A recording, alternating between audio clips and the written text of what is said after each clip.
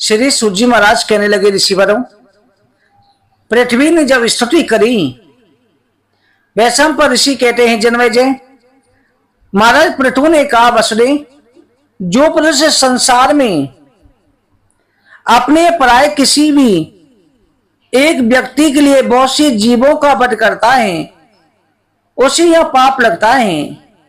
हे भद्रे, जिस पापी व्यक्ति के मारे जाने से बहुत सी प्राणियों की रक्षा होती है, उसे मारने से पाप नहीं लगता। अगर एक को मारने से लाखों के जीवन बचता है, हजारों का बचता है, तो उसे मार देना चाहिए, न ही उसका पालन करना चाहिए।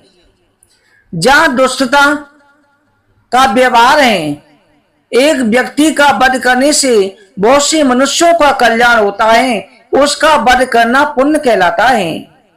हे वसुंधरे, यदि आज तू जगत का हित करने वाले मेरे वचनों को नहीं मानती, तो मैं प्रजा के हित के लिए तेरा अवश्य वध कर डालूंगा।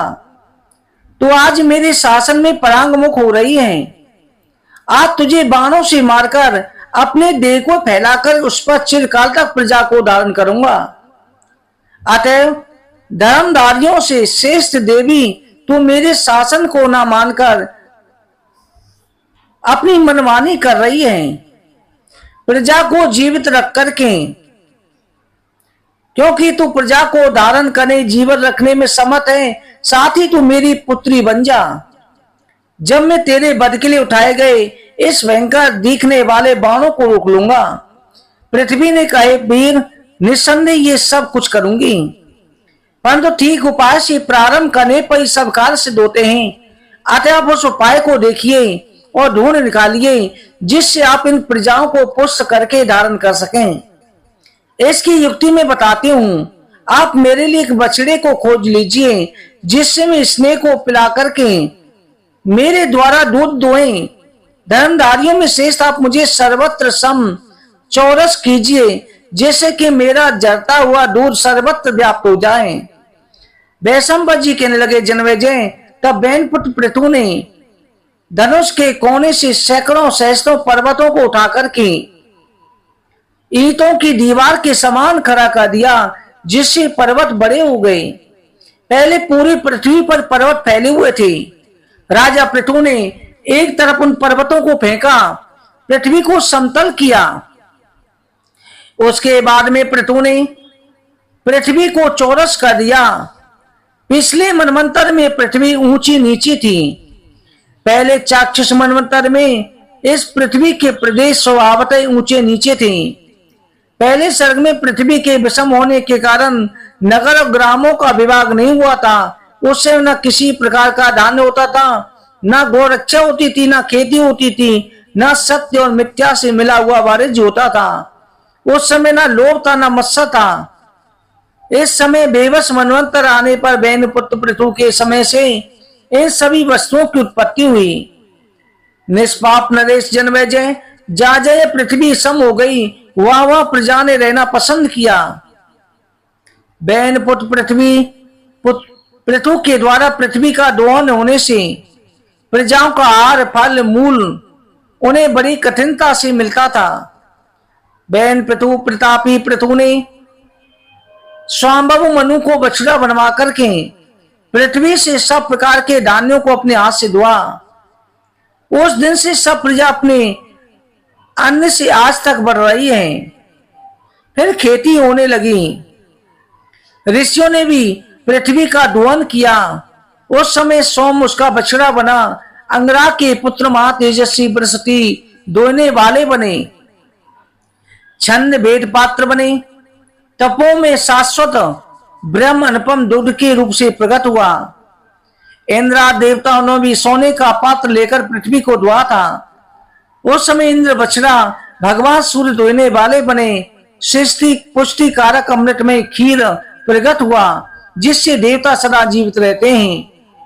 फिर अतुल पराक्रमी पितरों ने भी, हे भरत श्रेष्ठ, उस समय पर दोहने वाले नाग, ऐरावत, सर्प सभी ने पृथ्वी से अपने अपने श्रद्धा के अनुसार वस्तुएं दोही।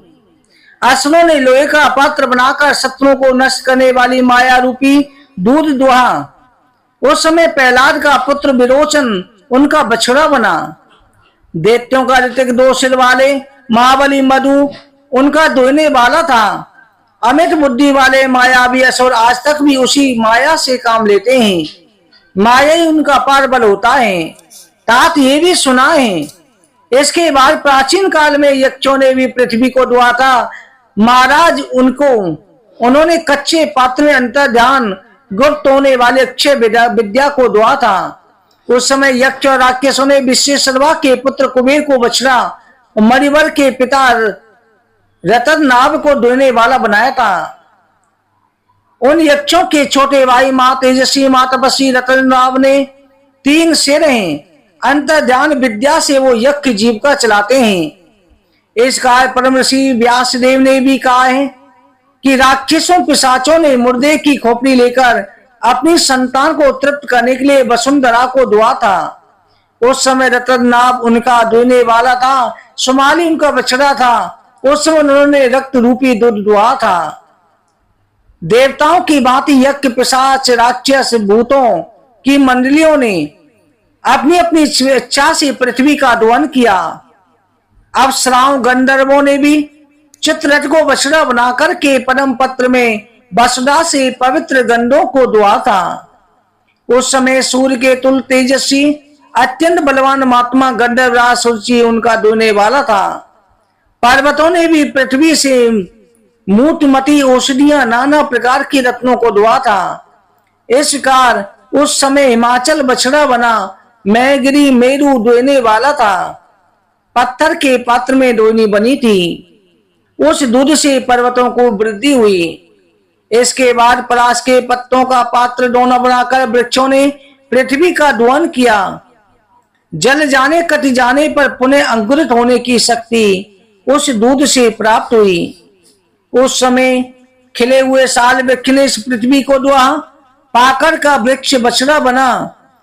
पृथ्वी धात्री विधात्री माता के समान सबको धारण पोषण करने वाली पवित्र है।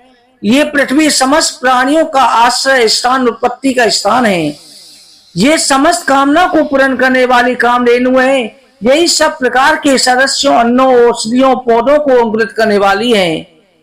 पहले समुद्र की सारी पृथ्वी मधुकेतव के मेद चर्बी से भर गई थी, इसलिए मेदिनी नाम से विख्यात हुई।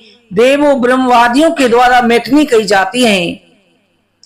फिर बैन का पुत्र पृथु के पुत्री रूप में अंगीकार करने पर देवी उनकी पुत्री बन गई, तब पृथ्वी कहलाती है। पृथ्वी को पृथु ने अनेक भागों में विभक्त करके शुद्ध किया। इसको अन्न आदि की खान बना दिया। समृद्धशाली बनाकर इसे ग्रामों नगरों में श्रेणियों में सुशोभित कर दिया। महाराज पृथु ऐसे प्रभावशाली थे। सभी प्राणियों को निसंदेह उनकी पूजा तथा वंदना करनी चाहिए। वेद वेदांग के पारणगामी महात्मा ब्राह्मणों को भी अत्रि कुल में उत्पन्न होने के कारण ब्रह्म योनि एवं सनातन पुरुष विष्णु रूप पृथु के प्रति निश्चय नमस्कार करना चाहिए। पृथ्वी के स्वामित्व को चाहने वाले महाभाग्यवान राजाओं को आदि राजा बैन पुत्र प्रतापी पृथु को प्रणाम करना चाहिए।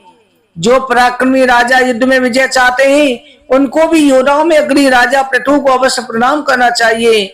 जो योद्धा राजा पृथु का कीर्तन करके युद्ध में जाता है वो भयंकर संग्राम को कुशल पूर्वक तर जाता है, विजय प्राप्त होती है, यशस्वी होता है।